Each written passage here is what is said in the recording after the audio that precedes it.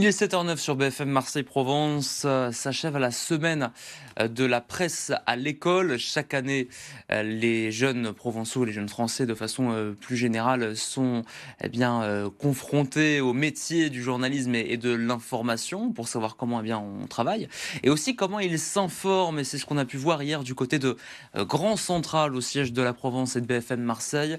Le reportage d'Hugo Laouze. Pour une fois, ce ne sont pas les journalistes qui posent les questions.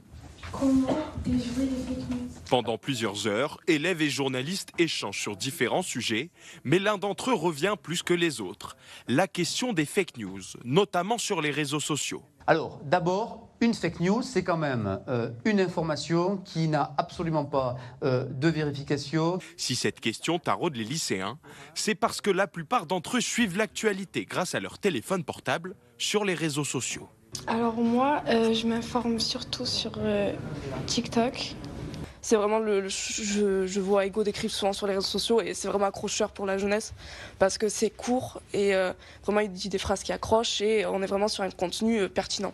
Souvent, ça vient soit directement dans Mes pour toi, soit c'est quand je recherche un truc en général ou dès que j'ai une question que je me pose, je la clique d'abord sur les réseaux sociaux. Un intérêt des jeunes pour des applications telles qu'Instagram ou TikTok qui poussent la presse locale à multiplier les supports et assurer le relais d'une bonne information.